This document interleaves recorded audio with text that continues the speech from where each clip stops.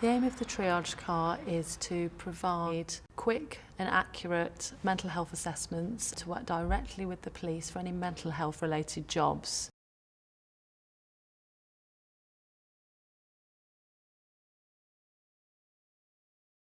To reduce the number of 136 detentions and to reduce the number of people having to attend accident and emergency just for a mental health assessment.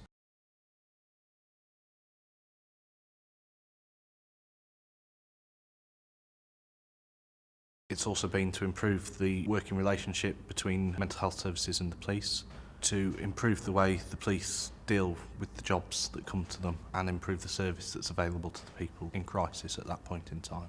And to ultimately get people signposted into the right care quicker. I think it's fair to say for many years that the workload of the police has been increasing in relation to the number of jobs that have a mental health element. The police historically haven't had the right information to be able to deal with mental health related jobs, whereas now, working directly with health and with the mental health practitioners, jointly we can provide the right input at the right time. The benefit is that they're able to get appropriate help at the right time without having to be dragged away from wherever they are, away from their home, to sit down at hospital for several hours. People who are in mental distress are often very upset, can be quite unpredictable, can be quite agitated at times. It's a very busy place, and if someone's in crisis at that point in time with their mental health, that could add to their distress.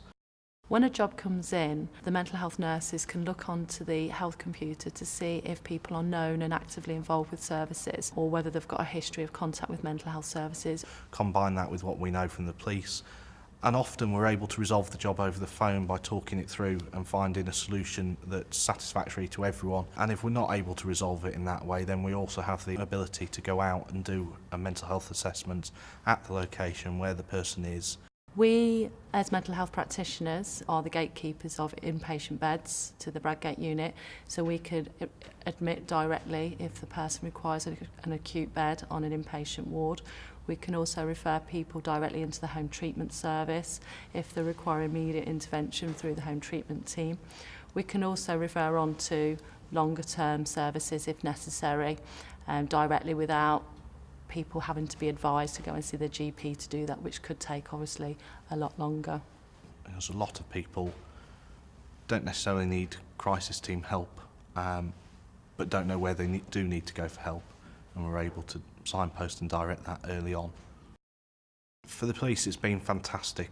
It's allowed us to share information freely and easily, get information about people's past, and that's enabled us to inform the way that we deal with them currently. Ultimately, the triage car has reduced the number of Section 136s by 40%. It's fostered a joint understanding really of the issues that we both have.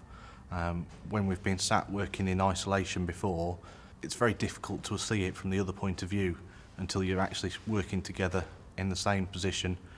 So from the mental health services, they're seeing the jobs and the difficulties that we're dealing with. And from our point of view, we're getting a much better understanding of mental health, the services that are out there, and how we can be working with it, and how our actions can affect people suffering from mental health problems. The mental health triage car has been a natural development from working within the crisis team, and a service that I'm proud of being part of. I've really enjoyed working within the team. I've learned a huge amount, and I think I've seen the team and what we can do develop across the year as we've been working in our joint understanding, and I think it can only be good for everyone for that to continue. Quicker service, a better service, a more effective service.